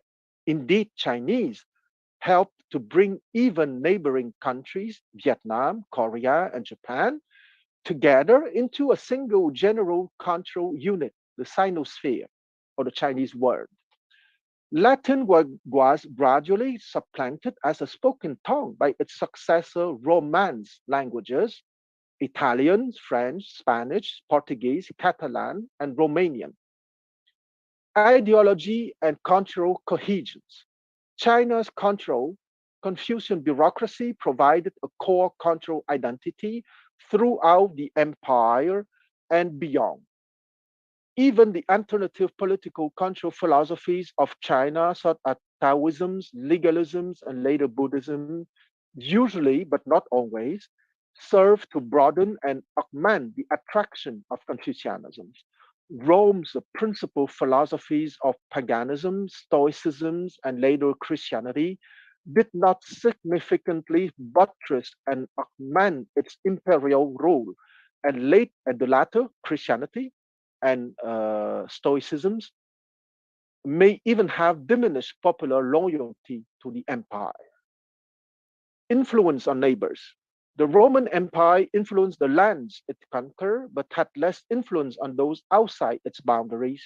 China exercised lasting hegemonic influence even on neighbors it did not conquer, such as Japan, or conquer only briefly, such as Korea. A considerable part of this legacy was religious and cultural, as well as political, economic, and administrative. And those are the differences. But now we come to what I consider more interesting, meaning the similarities between Rome and China. Relations with barbarians. Both empires faced nomadic groups from Central Asia who threatened and penetrated their boundaries. Indeed, the Huns, who invaded Europe, and the Xiongnu, which is simply the Chinese name for the Huns, who invaded China, may have belonged to the same ethnic group. Both empires settled the barbarians near their borders and enlisted them in the imperial armies. In both cases, the barbarians came to hold great powers. Ultimately, however, they dismembered the Roman Empire while they were absorbed by the Chinese. But I have to mention too that the Mongol ruled the Chinese for almost a century in the 13 and first half of the 14th century. Religious policies, both empires incubated foreign relations. Both empires incubated foreign religions, especially in times of imperial disorder. But in Rome, Christianity did not save the empire, and by challenging the significance of earthly power, it may even have contributed to the empire's weakness and fall. In China, Buddhism was absorbed into Confucianism and Taoism and helped to sustain the national culture in time of political trouble. The role of the emperor. Both empires ascribed divine attributes to the emperor, and both frequently had difficulty in establishing rules for imperial succession. The Romans often attempted to choose their best general, while the Chinese selected a man who could control the imperial family, his own family, and the court. Neither empire believed that a single imperial family should rule forever. And indeed, both empires had many imperial dynasties. Gender relationships. Both empires subordinated women to men at all stages of life, and both drew analogies between hierarchies and loyalties in a well-run family and those in a well-run empire. So if you have been trained correctly in your family, normally you should be a good citizen for the empire. So it was the same ideology in both. Both empires used marriages as means for confirming political alliances with foreign powers. Both periodically felt that excessive concern with sexual relationships was distracting energy away from the demands of sustaining the empire and instituted strict codes of sexual morality. In China, far more than in Rome, women of the imperial family play an important role in politics behind the scenes, particularly in terms of determining succession. Or one woman, the Empress Wu, ruling from 690 AD to 705 AD, took the throne for herself. not in the sense that she was the wife or the mother of an emperor, but she created her own dynasty. The significance of imperial armies. In both empires, the army was crucial in creating and sustaining the political structure in the face of domestic and foreign enemies. The Roman Empire, as established and ruled by generals, as were the Qin, Han, Sui, and Tang dynasty in China, the empires were periodically threatened and preserved by rebel generals asserting their own authority.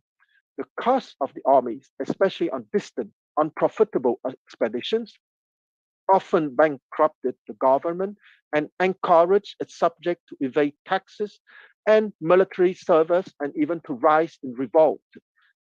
The deployment of armies of colonization. Both empires used colonies of soldier colonizer to garrison and develop remote areas while simultaneously providing compensation and retirement benefits for the troops. Overextension. Both empires suffer their greatest challenges in confronting simultaneously the strains of overextension and the subsequent internal revolts that trigger by the cost.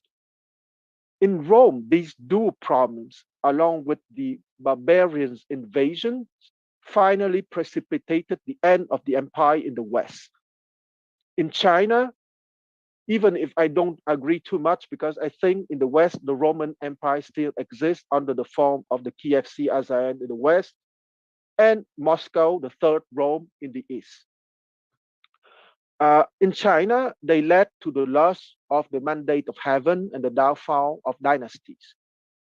The external battles against Qin, Jurchen border tribes, for example, combined with the revolt of the Yellow Turbans, brought down the later Han. The loss of the distant battle on the Talas River in 751 AD, combined with the internal revolt of An Lushan in 755, sapped Tang power. The Tang dynasty ruled from 618 AD to 907 AD. Public works project. Throughout their empire, the Romans built roads, aqueducts, public monumental structure, administrative, military towns, and the great capital cities of Rome and Constantinople.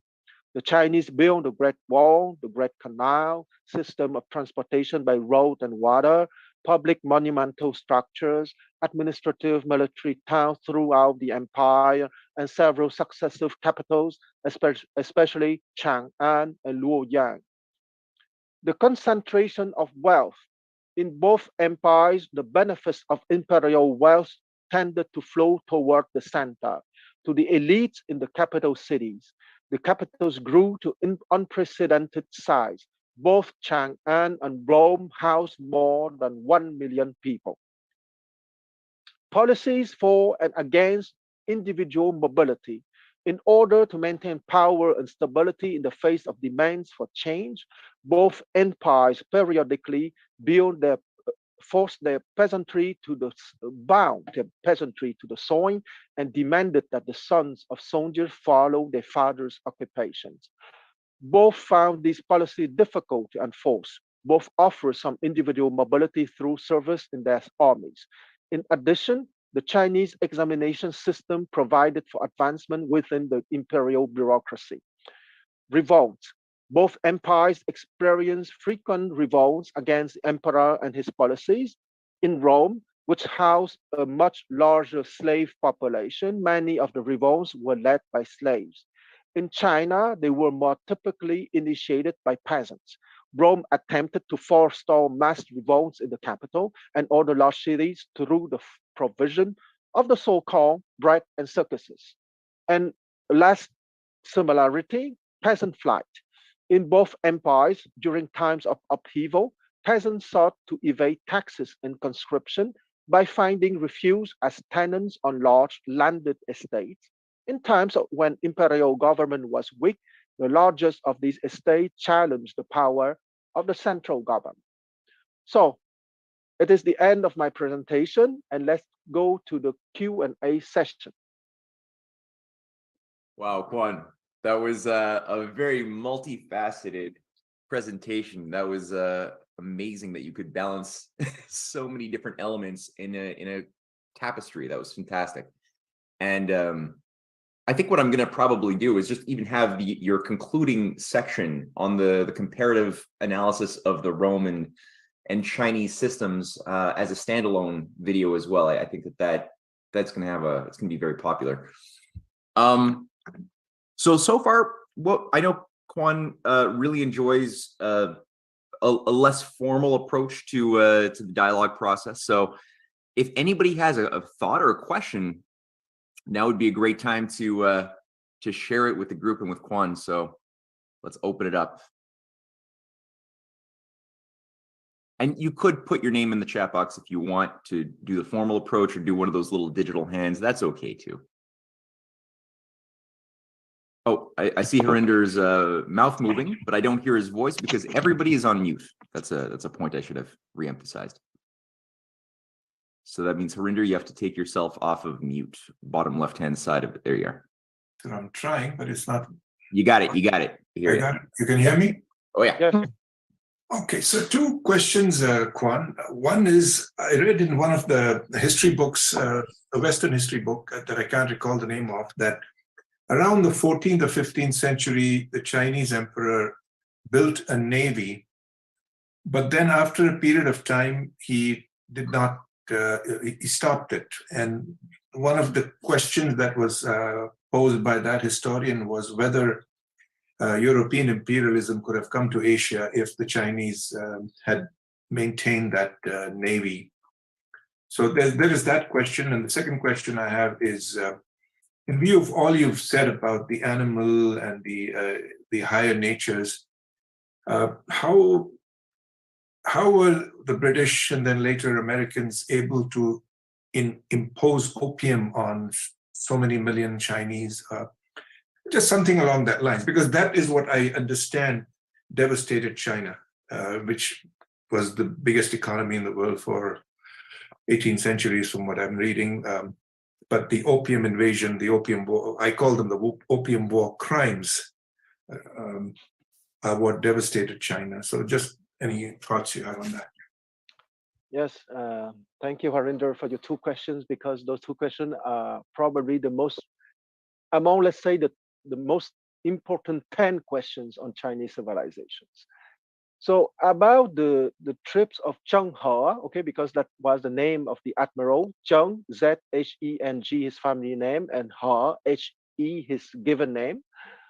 He was a man of the early 15th century, since his trips to the Indian Oceans, okay, to Sri Lanka, to India, to what we call now the Middle East, and to Africa, and to Southeast Asia too, were performed between 1403 or 5, the first travel, and 1433, the last one. So it's about the gap of a generation, about 30 years.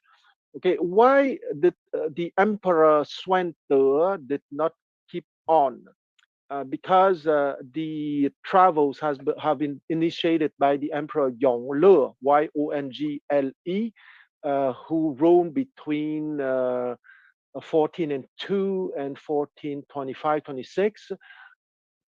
It's because the Confucian traditional-minded scholars won the debate at court in 1433.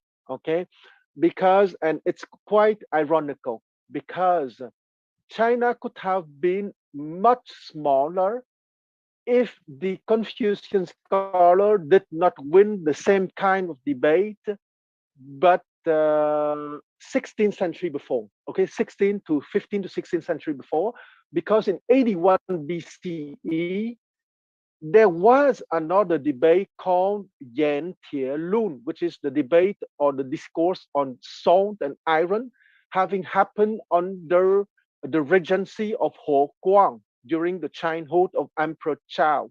The same kind of Confucian traditional but close-minded, I would call Confucian scholars, found that the state interventions in the expansion of the empire and the state intervention, more importantly, in the educational dimension for the people, were too costly. Okay, but thanks God, in 81 BCE, the more open-minded scholars won in 81 BCE, but unhappily, they did not win in the 15th centuries. That's why the fleet has been dismantled and the Chinese stopped their exploration and endeavor. Because, of course, we cannot remake history, and I'm a little bit biased because I have a Chinese cultural background, of course. But if China kept on that exploration endeavor, China, I think, would not have created the kind of European colonization which happened, but rather a kind of humongous commercial network with China at the center, and probably with India and the Arabic-speaking nation at the center too. Okay, let's not forget that the center in that kind of world is not China, but the Indian Ocean. Okay, with India at the center, the Arabic country and Iran to the west, and China and Japan to the east. Okay, which is the maritime equivalent of the Warren Island, if you want. You probably know the theory of the Warren Island in terms of terrestrial powers. But if China succeeded that 15th century exploration and commercial endeavor, we would have a kind of maritime heartland center on the Indian Ocean with Iran, the Arabic-speaking, or the Ottoman Empire, because it was the Ottoman Empire at that moment, India and China and Japan, probably. But the Silk Road was already running along the landmass, right? Eurasian landmass. Absolutely. So it was already a major commercial network, but you're saying it would have been bigger if it had the maritime component. That's absolutely. Okay. Yes, but because let's not forget that under the Tang Dynasty, 618 to 907 AD, and under the Song Dynasty, 960 AD to 1273 AD, that maritime Silk Road existed, okay, between China, India, Japan, Iran, and the Ottoman Empire. So it's not a fake, it's not a product of imagination. It existed between 618 and 1273, meaning it existed for practically 7 to 8 centuries, okay? Because let's not forget that the first globalization had the Arabic-speaking people at the center of that globalization. Okay, they were full of Arabic-speaking people in Canton, Guangzhou, in China under the Song Dynasty and the Tang Dynasty. So, globalization is an old stuff. Okay, even going back to the Lansing Road of the Han Dynasty, 22 centuries ago, and not only the maritime. Starting with the Tang Dynasty and keeping with the Song Dynasty. So the tragedy with the dismantling of the fleet of Chenghe is rather that China, because of the close-mindedness of a faction of Confucian scholars, stopped that expansion of the maritime Silk Road, which existed since the 7th century AD. So that's for the first question. Your second question is absolutely outstanding, because it's a little bit shameful for me to answer to that question, because China is a country rooted in the epistemological development as proposed by the school of the scholars, the Rujia, the Confucianists. Unhappily, unfortunately, when in the 19th century, because as always, okay, outside people cannot conquer us if we are not already rotten from the inside. Okay, it's the universal law of history. Okay, so Unfortunately, the Chinese population lived a moment of deep decadence in the 1800s. Okay, the Opium Wars, 1842 to 1856, the century of humiliation between 1842 and 1949, the founding of the People's Republic of China, and that centuries of humiliation on the practical level was the direct result of spiritual and psychological unraveling and decadence having started somewhere around 1780 and 1850. Okay, and the tragedy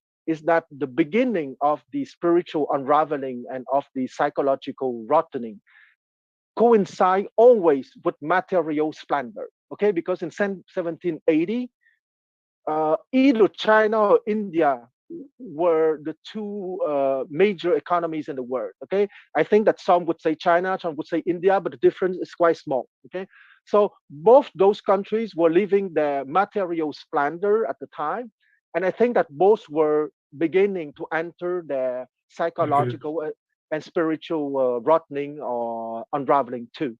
Okay, so it's a little bit embarrassing for me to answer that question, but truth is truth. Thank you, Quan. And yes, India absolutely was the second biggest economy, and that's why it was looted as for the reasons that you mentioned, internal Yes. weakness. Yeah. You certainly know that India was nicknamed the golden bird of Asia. Sarah and Leo. Hi, greetings to all. We had a dinner as we live in Europe, so we were off the screen. What's now? And several things to say. One is that I'm looking symbolically at this event with balloon. Balloon. The balloon, yeah. being pierced by a metal linear object. Balloon in the sky, which is kind of an image of completion and freedom. And I would say that Ludwig van Beethoven was an example of aristocratic mind. And a question would be, do you think that dreams reflect aristocratic component versus earthly component, as they can be prophetic and therefore coming from a timelessness, yes, which realizes itself in the future, or they can be very not vulgar but can be very base. And one more thing, because you may be able to tell me this. Some years ago, I have read Chinese saying that separating things into right and wrong is a disease of the mind. So there we go. Thanks. I will start with your second question because it will be easier for me to answer that second question.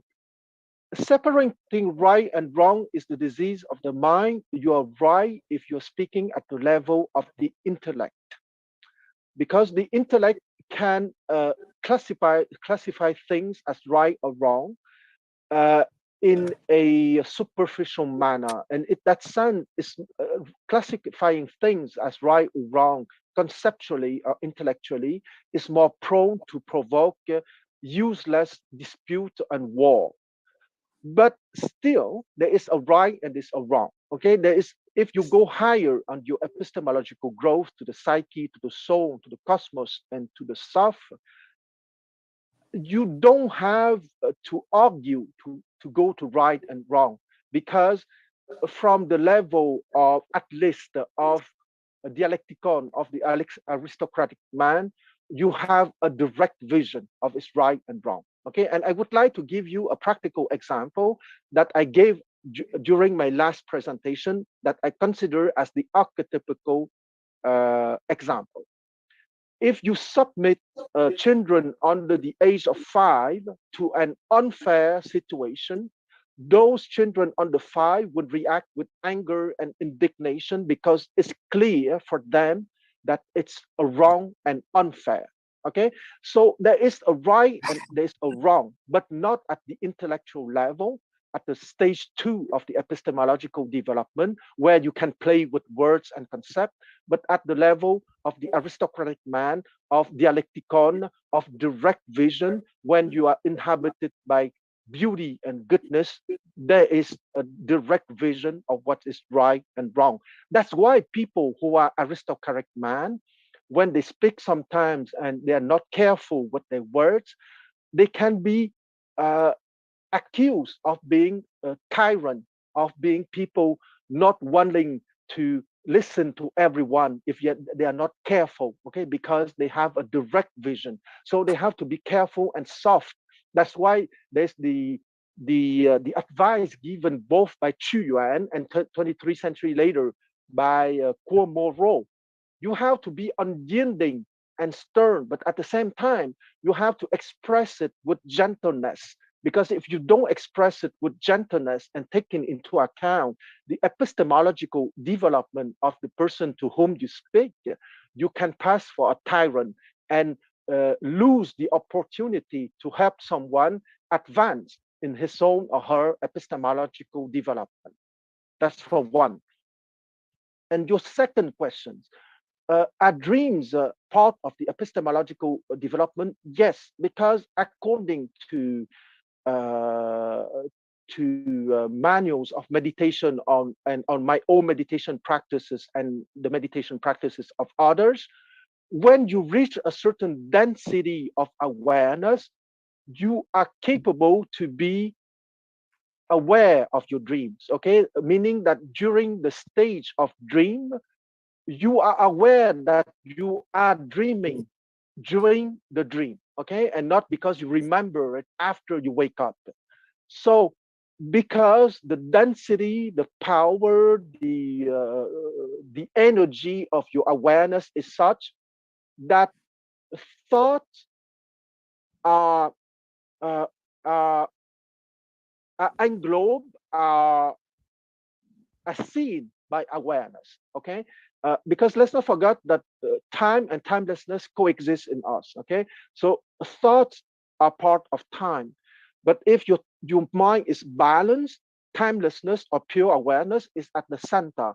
And if your pure awareness is at the center, it's very easy to see the thinking process around the center. And let's not forget, it's like the sun at the center of the planets, if you want. The sun being the pure awareness and the planets being the thinking process, okay? So, the dreaming moment is only a moment of the mind mechanism, okay? Because in meditation and yoga, people would distinguish the mind during the waking time, the mind during the sleeping time, but the sleeping time is distinguished sleep without dreams and sleep with dreams. And finally, the mind unwavering and center in its true being, meaning pure awareness. And from that stage, the number 5, the stage of the aristocratic man, you can have lucid dreams, okay, meaning that you are aware of your dreams when they are happening. And concerning self-fulfilling prophecy, as I explained in my presentation on the I Ching, the true poet or the true prophet or the true aristocratic man, because he's present at the present moment, he can see the seeds of everything happening now. So he will be capable to predict the future, not because there's a movie running in his mind or playing in his mind, but because he's aware of the seed opening now and having consequences later.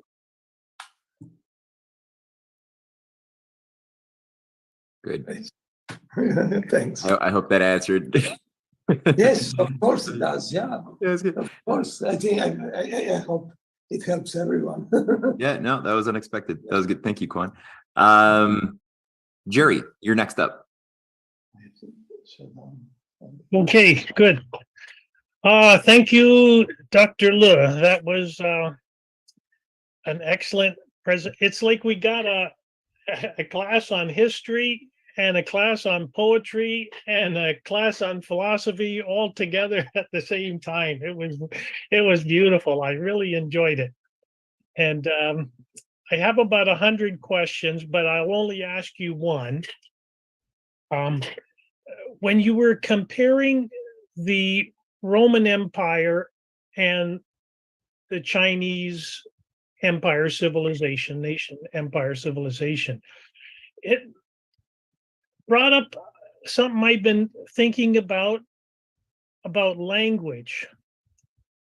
Now, unfortunately, I had to study Latin in high school. I studied it for 5 years.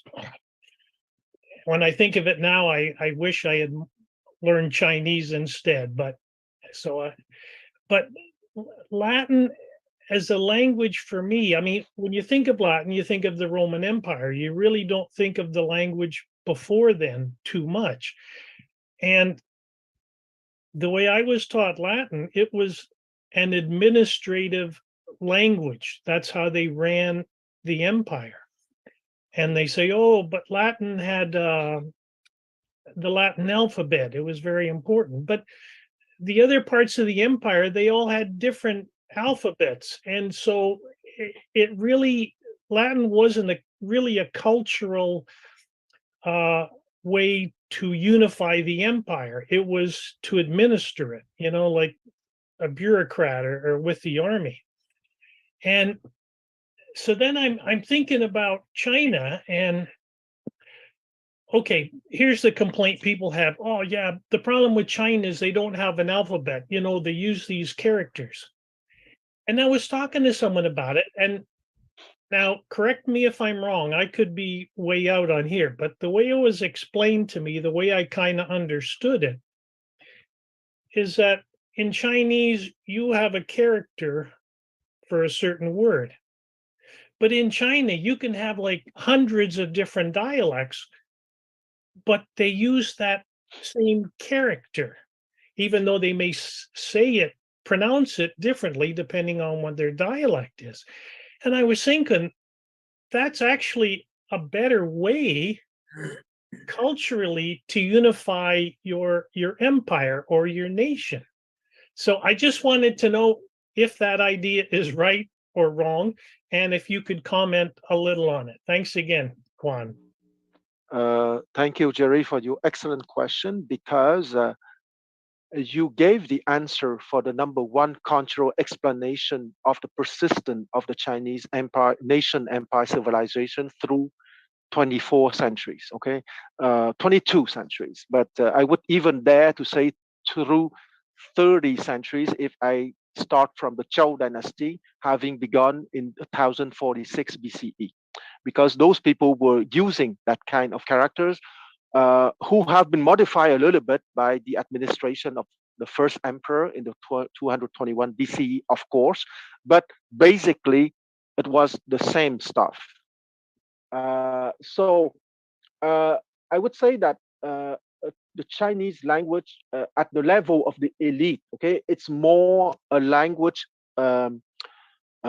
based on concepts rather than sounds, because the excellent idea of the alphabet is that it reproduces sound, so it doesn't reproduce concepts. And let's not forget that the alphabet has been invented at Ugarit, and Ugarit was a Phoenician city of the 13th century BCE, and those people were merchants, so they were not philosophers or historians. They are not interested to peddle their concepts. They were interested to peddle their merchandise.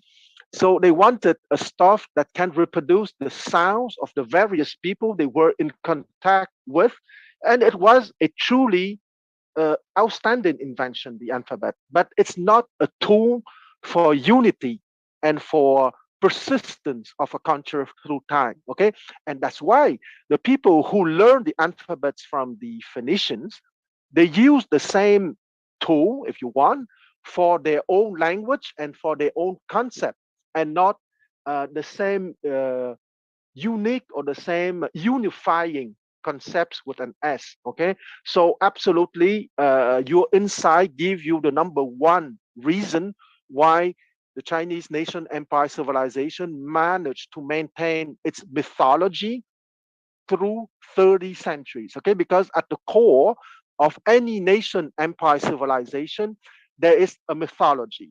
Okay, and the Chinese mythology is that we, the offspring of the Yellow Emperor, had many sages, kings in our past. And the last major one was King Wen of the Zhou dynasty, having lived 30 centuries ago and having put in writing the major moral and epistemological steps that we have to follow in order to maintain our nation empire civilization. And because of that unique capacity of the Chinese characters to maintain its meaning in terms of concept through time, it was the number one control factor to maintain that nation empire civilization once again. I have a quick question on the Yellow Emperor. Could you say a little bit more about the myth of the Yellow Emperor and the historical basis around which this what are the historical roots to this? Yes, the Yellow Emperor, according to Chinese tradition, ruled from 2698 BCE. From that beginning, 2698 BCE, for about 50 years. Okay, 26 at that time correspond historically to what the critical history would call the Longshan culture. Longshan. Okay, the culture Longshan means the mountain of the dragon. So the culture of the mountain of the dragon, having happened between 3000 BCE to 2000 BCE. Okay, the first royal dynasty having begun in around 2070 BCE, the Xia dynasty, and haven't lasted about 600 years. So, historically speaking, the Yellow Emperor corresponds to what the anthropologists and the historians would call complex society. Okay, what is a complex society? A complex society is a society having a hierarchy, having professional specialization, having inequality in wealth distribution. Okay, what we have nowadays, but multiplied by a billion. But it was the beginning of complex society in China in 3000 BCE, and having lasted for about a millennium, called the Longshan culture or the Longshan complex.